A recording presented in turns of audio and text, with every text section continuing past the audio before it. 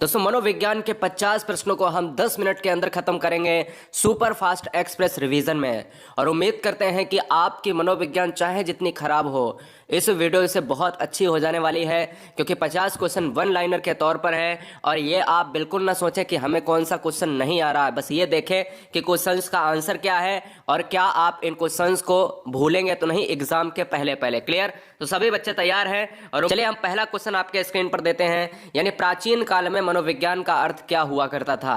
हम बिल्कुल जीरो से देखिएगा, बिल्कुल लास्ट तक हम पहुंच जाएंगे 50 क्वेश्चन में मात्र 10 मिनट में। प्राचीन काल में मनोविज्ञान का अर्थ क्या हुआ करता था? आत्मा का विज्ञान। ये आपको पता है लेकिन आपने सेंस नहीं लगाया, लेकिन पता है ना, क्लियर आएगा ऑप्शन में, क्लियर कर दोगे, बिल्कुल डाउट नहीं होना चाहिए। तो आत्मा का विज्ञान कहा जाता था प्राचीन काल में मनोविज्ञान को। क्लियर? बहुत बढ़िया, कंसंट्रेशन होना चाहिए इस वीडियो में, जो भी काम करिए खत्म करना है। मनोविज्ञान को आत्मा का विज्ञान किसने कहा था? दिमाग लगाओ, किसने कहा था?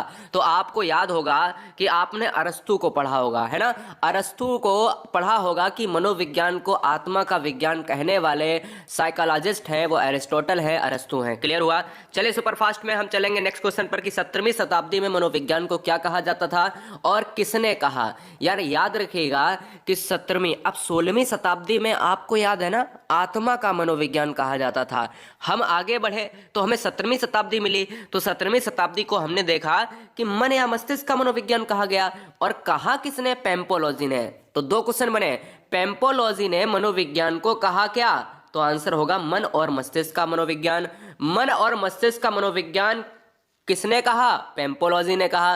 पेम्पोलॉजी ने अगर मन और मस्तिष्क का विज्ञान कहा है तो यह जो है किस सदी की बात है? 17वीं सदी की बात है। ये 4 से 5 तरीके के क्वेश्चंस आपको एग्जाम में ट्रेंड करते हैं। आगे बढ़ते हैं, 18वीं शताब्दी में मनोविज्ञान को क्या कहा गया? तो मैं कह सकता हूं आपसे कि जो 18वीं और 19वीं शताब्दी है तो उसमें हमने देखा कि मनोविज्ञान 18वीं शताब्दी के अंत और 19वीं शताब्दी के शुरुआत में चेतना का मनोविज्ञान कहलाया। अब क्वेश्चन यहां से कई बार बना है कि विलियम जेम्स ने मनोविज्ञान को क्या कहा है या चेतना का विज्ञान किसने जो है कहा है। तो चेतना का विज्ञान कहने वाले साइकोलॉजिस्ट थे विलियम जेम्स और विलियम बुंट। यानी आपको ट्रिक बताता हूं, विलियम वाले जितने भी शब्द हैं वो चेतना को मानते थे। क्या? विलियम वाले सारे जो बच्चे यहां पर देख रहे हैं, जो विलियम पढ़ रहे हैं, तो यार याद रखिएगा जो विलियम वाले जो आपको वर्ड दिखे वो आपको चेतना से ही लगाना है। ट्रिक आपको याद रखनी है, चेतना का मनोविज्ञान 18वीं और 19वीं शताब्दी में हम मानते हैं। फिर एक आया 20वीं शताब्दी में। अच्छा, 20वीं और 21वीं शताब्दी को आप खूब अच्छी तरीके से जानते हो कि 20वीं शताब्दी में मनोविज्ञान को क्या कहा जाता था? जो भैया वॉटसन ने कहा है, व्यवहारवाद का मनोविज्ञान। यानी 20वीं और 21वीं शताब्दी जो हम परमानेंट कह रहे हैं कि मनोविज्ञान अब जो है व्यवहार का मनोविज्ञान कहलाएगा।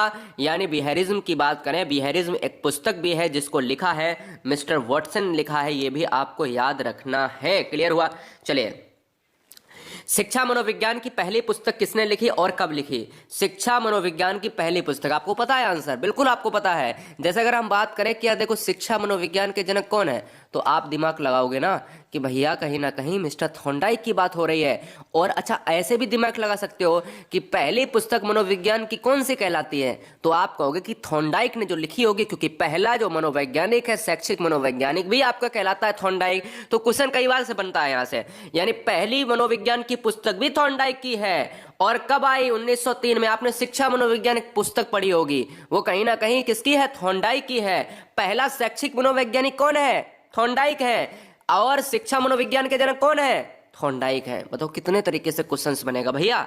क्लियर हुआ? 7वां क्वेश्चन, शिक्षा का अधिकार अधिनियम कब बना? शिक्षा का अधिकार अधिनियम बना है दोस्तों 2009 में। शिक्षा का अधिकार अधिनियम 2009 में बना है, लेकिन हमने पिछले वीडियो में चर्चा किया था कि शिक्षा का अधिकार अधिनियम बनने की बात अलग है, भारत में लागू कब हुआ ये बात बहुत बड़ी आती है। तो दोनों क्वेश्चन को बहुत ध्यान से रखना है याद कि जब क्वेश्चन में कहे कब बना है तो आप 2009 मारिएगा, जब क्वेश्चन में पूछे कब लागू हुआ है तो आप 2010 मारिएगा। समझ में आया? बिल्कुल समझ में आना चाहिए।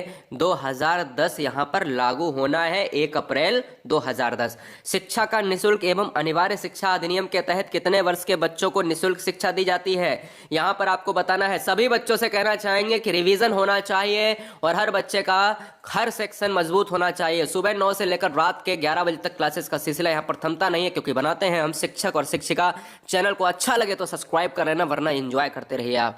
शिक्षा का निःशुल्क अनिवार्य शिक्षा की बात करें, 6 से 14 वर्ष के बच्चों को यहाँ पर यह सुविधा प्रदान की जाती है भारत सरकार के द्वारा। शिक्षा के मौलिक अधिकार संविधान के किस अनुच्छेद से लिए गए हैं? वेरी वेरी मोस्ट इंपॉर्टेंट, जबरदस्त क्वेश्चन है। क्वेश्चन नंबर 9 और क्वेश्चन नंबर 10 से आज वीडियो में मैं बता दे रहा हूं, इसमें से आपको क्वेश्चन मिल सकता है एग्जाम में। क्वेश्चन नंबर 9 में मैंने बोला है कि शिक्षा के लिए शिक्षा अधिकार के अंतर्गत कौन सी एज के बच्चे आते हैं? 6 से 14 साल के। शिक्षा के मौलिक अधिकार संविधान के किस अनुच्छेद से लिए गए हैं? तो अनुच्छेद है 21A। इसे 2002 में 86वें संविधान संशोधन से जोड़ा गया था। ये क्वेश्चन याद रखना है बहुत जबरदस्त तरीके से। Clear? Very very most important, screenshot ले सकते हो फटाफट। क्लियर?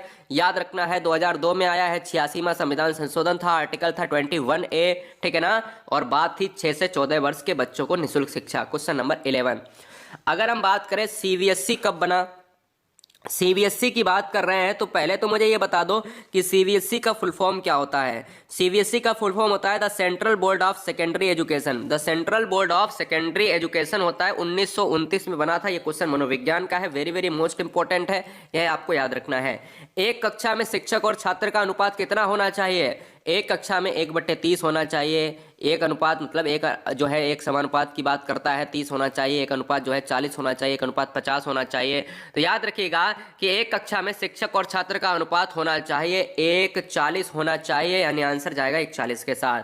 क्वेश्चन नंबर 13 की बात करेंगे, शिक्षकों के लिए रिफ्रेशर कोर्स का आयोजन कौन करता है? एक कोर्स चलता है जो शिक्षक के लिए होता है, जिसको रिफ्रेशर कोर्स कहा जाता है।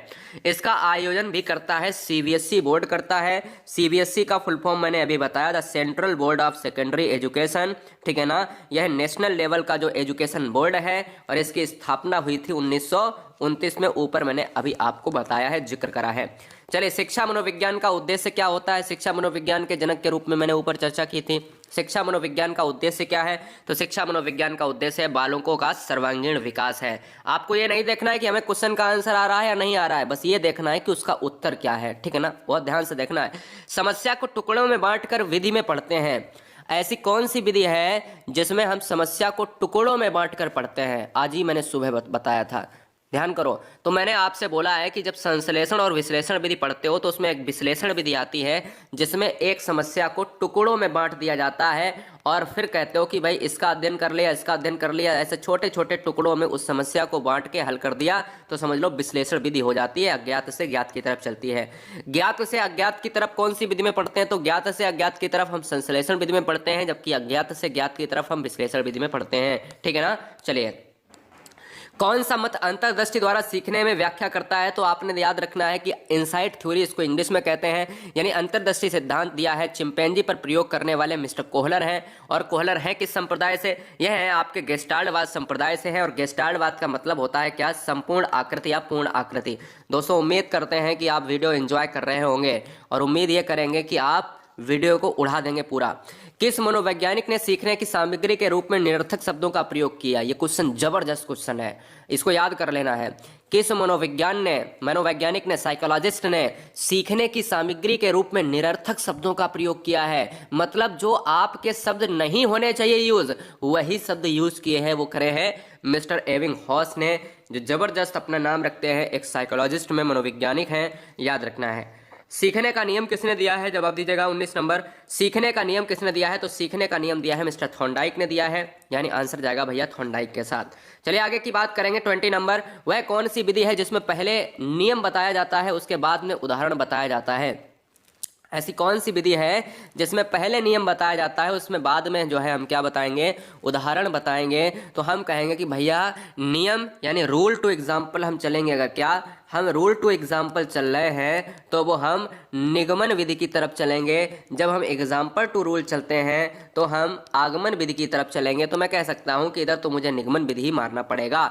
आगे बात करेंगे 21, देखो सुनो और समझो किस विधि पर आधारित है। तो देखो सुनो और समझो वेरी वेरी मोस्ट इंपॉर्टेंट, कई बार एग्जाम में ट्रेंड करा है। देखो सुनो और समझो विधि जो है प्रदर्शन विधि पर आधारित है, ये भी आपको याद रखना है। 22 की बात करेंगे, देखो सुनो, ये हमने अब जब भी हम क्वेश्चन देखेगा ध्यान दीजिएगा, जब क्वेश्चन में 21 में क्या पूछे, देखो सुनो और समझो, देखो सुनो और समझो किस विधि पर आधारित है, तो प्रदर्शन विधि। देखिएगा यहां पर लिखा है समझो, जब क्वेश्चन में यहां पर लिखा है देखो सुनो और बोलो किस विधि पर आधारित है, देखो सुनो बोलो तो प्रयोगात्मक विधि है, देखो सुनो समझो तो प्रदर्शन विधि है, समझो में प्रदर्शन विधि, बोलो में प्रयोगात्मक विधि। मेरी बात समझ रहे ना, दोनों को बड़ा ध्यान से देखना है। चलिए आगे बात करें, किस विधि में शिक्षण सूत्र का प्रयोग होता है, तो याद रखना है कि जब हम आगमन विधि की बात करते हैं तो उसमें शिक्षण सूत्र का हम प्रयोग करते हैं, जो एग्जाम्पल टू रूल की तरफ चलती है। ऐसी विधि जिसमें पहले उदाहरण दिया जाता है, बाद में नियम निकाला जाता है,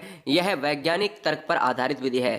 करके सीखने पर कौन सी विधि काम आती है, तो याद रखना है करके सीखने पर हम प्रयोगशाला विधि की बात करते हैं, प्रयोगशाला विधि जो हमने आज चर्चा की थी। चलिए 25 नंबर की बात करेंगे, किंडरगार्टन विधि यानी एलकेजी और यूकेजी, आपने पढ़ा भी होगा।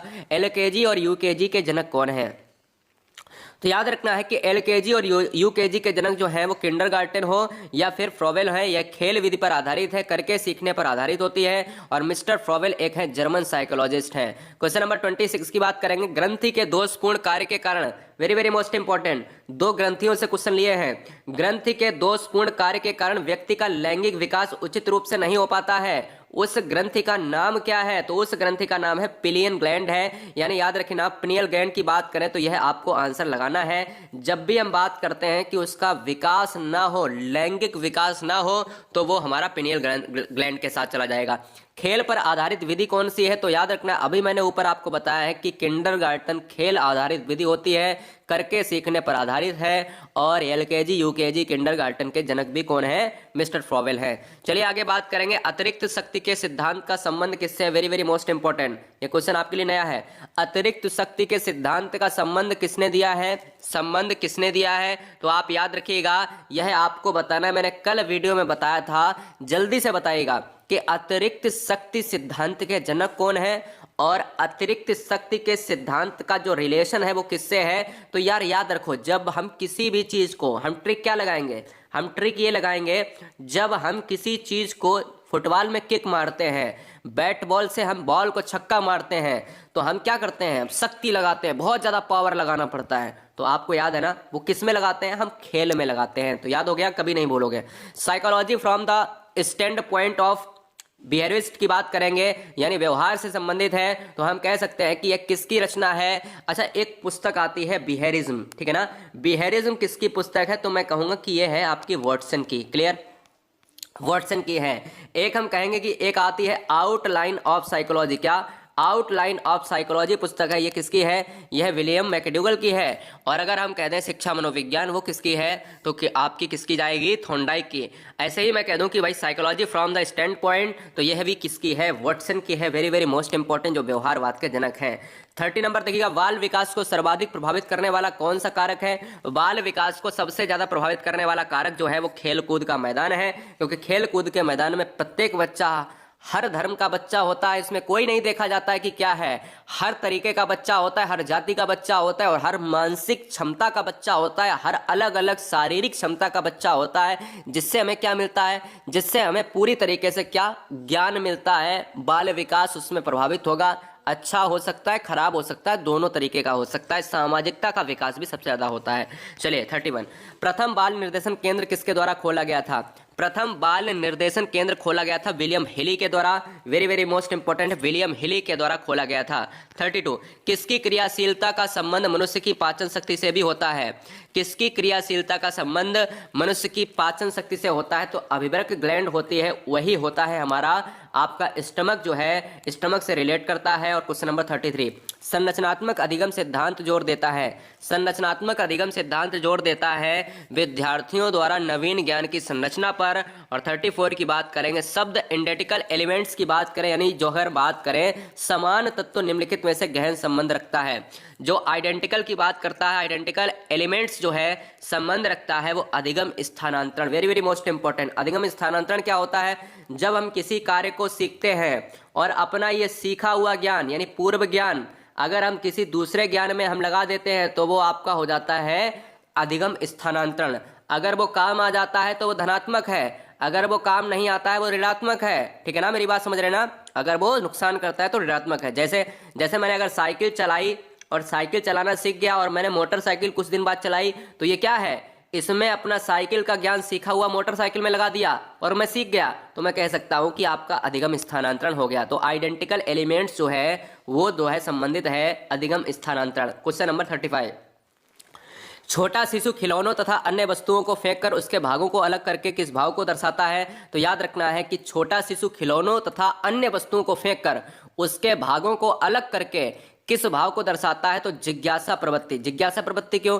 क्योंकि एक बच्चे के सामने अगर मैं प्लास्टिक का कबूतर रख देता हूं तो उसने क्या, उसका जो है पंख निकाल दिया, उसका पहिया निकाल दिया, उसका चोंच निकाल दिया, उसका या कोई भी चीज है, तो वो क्या करता है, वो देखता है कि अंदर इसके है क्या, है क्या। तो उसको क्या है, उसको जिज्ञासा की प्रवृत्ति है कि भैया इसमें क्या निकलने वाला है। तो मेरी बात समझ गए ना? तो ये चीजें आपको पता होंगी, खुद ही आपने किया होगा। स्फूर्ति अवस्था कहा जाता है, तो स्फूर्ति अवस्था कहा जाता है, बाल्यावस्था को कहा जाता है और इसको मिथ्या परिपक्वता की एज भी कहा जाता है। बच्चा झूठ भी इसी अवस्था में बोलता है, शुरू करता है। यहां पर अगर बात करें क्वेश्चन नंबर 37, प्रतिबिंब, अवधारणा, प्रतीक एवं संकेत, भाषा, शारीरिक क्रिया और मानसिक क्रिया अंतर्निहित है। यह क्वेश्चन आपके लिए छोटा सा क्वेश्चन नहीं है, बड़ा सा क्वेश्चन है और कल्पनात्मक क्वेश्चन है। देखिएगा, जब प्रतिबिंब की बात करें, प्रतीक एवं संकेत की बात करें, तो आपके दिमाग में विचारात्मक और तर्क संगता की बात होगी और कल्पना शक्ति की बात होगी। तो मैं कह सकता हूं कि ये सिंपल सी बात है, विचारात्मक से आप जोड़ेंगे। क्वेश्चन नंबर 38, वातावरण वह बाहरी शक्ति है जो हमें प्रभावित करती है, किसने कहा था? तो आप जानते हो, बहुत ज्यादा प्रचलित है, बहुत बार एग्जाम में ट्रेंड करा है, कितनी बार एग्जाम में आया, हर पेडागोजी में आ चुका है यार। मिस्टर रॉस को आपने खूब सुना होगा, यानी मिस्टर रॉस ने आपका यह कथन दिया है। क्वेश्चन नंबर 39, बुद्धि परीक्षण निर्माण के जन्मदाता कौन है? बुद्धि परीक्षण निर्माण के जन्मदाता कौन है? जवाब दीजिएगा फटाफट। 39 की बात करें तो अल्फ्रेड बिने के साथ जाएगा। बुद्धि परीक्षण निर्माण के जन्मदाता कौन है? अल्फ्रेड बिने हो जाएंगे, यह आपको याद रखना है। संवेदना ज्ञान की पहली सीढ़ी है, यह कथन किसका है? संवेदना ज्ञान की पहली सीढ़ी है, यह कथन किसका है? तो यह कथन है मानसिक विकास का। यह कथन किसका है? मानसिक विकास का। इसमें कोई साइकोलॉजिस्ट नहीं था। चलिए 41, ब्रिजेज के अनुसार उत्तेजना भाग है। ब्रिजेज के अनुसार उत्तेजना किसका भाग है? तो ब्रिजेज के अनुसार उत्तेजना जो है संवेगात्मक विकास का भाग है, इमोशंस पर आपके डिपेंड करता है, तो आपको ये याद रखना है। क्वेश्चन नंबर 42 की बात करेंगे, तर्क, जिज्ञासा तथा निरीक्षण शक्ति का विकास शुरू होता है, किस आयु पर शुरू होता है? तर्क कब बच्चा शुरू करता है? जिज्ञासा, कोशिश करो, मैंने आपको बताया है, आपने 11 साल की बात करी थी ना, मैंने आपको बताया था कि बच्चा 11 साल के शुरुआती 11 साल के दौर में जब प्रवेश करता है तो वो बच्चा यहाँ पर तर्क निरीक्षण की शक्ति को प्राप्त कर लेता है, बच्चा तर्क करने लगता है। क्वेश्चन नंबर 43, इस अवस्था में बालकों में नई खोज करने की प्रवृत्ति हो जाती है, मतलब घूमने की प्रवृत्ति, नई खोज करने की प्रवृत्ति ज्यादा बढ़ जाती है। तो आपको याद रखना है क्या? उत्तर बाल्यावस्था याद रखना है। कौन सा वंशानुक्रम का निकाय नहीं है? कौन सा वंशानुक्रम का निकाय नहीं है? अभिप्रेरणा नहीं है। क्लियर? क्या नहीं है? अभिप्रेरणा के साथ चला जाएगा आंसर, अभिप्रेरणा। ठीक है, चलिए आंसर करेगा 45, डॉट की अवस्था तक बालक की दृष्टि एवं श्रवण इंद्रियां जो है पूर्ण विकसित हो चुकी हैं। तो कौन सी ऐसी अवस्था है जिसमें बच्चे की इंद्रियां पूरी तरीके से विकसित हो चुकी होती हैं?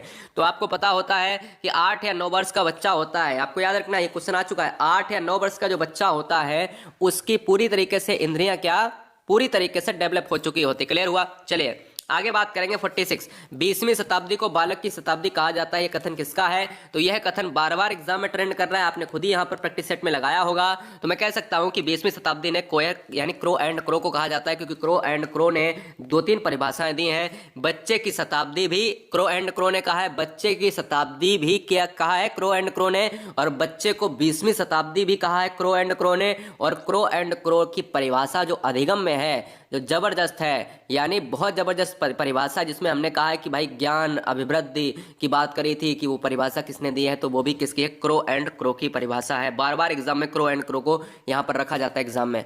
गामक विकास से हमारा तात्पर्य मांसपेशियों के विकास से तथा पैरों के उचित उपयोग से है। तो अगर हम बात करें शक्ति और गति, जब हम पैरों की बात करें, हम प्रयोग करेंगे, तो अगर हम प्रयोग करेंगे तो ट्रिक हमारी क्या है?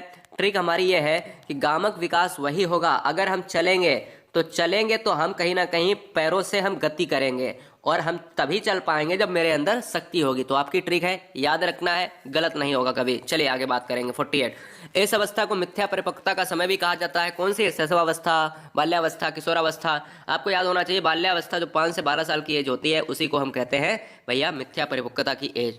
क्वेश्चन नंबर नेक्स्ट है, मनुष्य जीवन का जो है आरंभ मूलतः घटित होता है। तो मैं कह सकता हूं कि केवल एक कोष के द्वारा जो आपके जीन से संबंधित होता है, मेंडल से संबंधित होता है, आनुवांशिकता हेरिडिटी से संबंधित होता है। मनुष्य जीवन का आरंभ मूलतः घटित होता है केवल एक कोष। आपको सभी नहीं, उसमें आंसर में होता है, ऑप्शन में होता है केवल एक, केवल दो या दोनों, ठीक है ना। ये ऐसे नहीं मारना है, ठीक है ना, याद रखना है केवल एक कोष के कारण। शैशवावस्था की विशेषता नहीं है, तो आप सभी को पता है नैतिकता का होना। ये क्वेश्चन आया हुआ है कि नैतिकता बच्चे में नहीं होती है, कि नैतिकता बच्चे में होती ही नहीं है। जैसे जैसे बच्चा बड़ा होता है तभी उसमें नैतिकता का विकास होता है। अब हो सकता है इस वीडियो में आपने 10% क्वेश्चंस को किया हो। क्वेश्चंस मैंने पहले ही कह दिया था कि बिल्कुल नहीं करने, बस आंसर देखना है कि मनोविज्ञान में मैं आंसर क्या बता रहा हूं।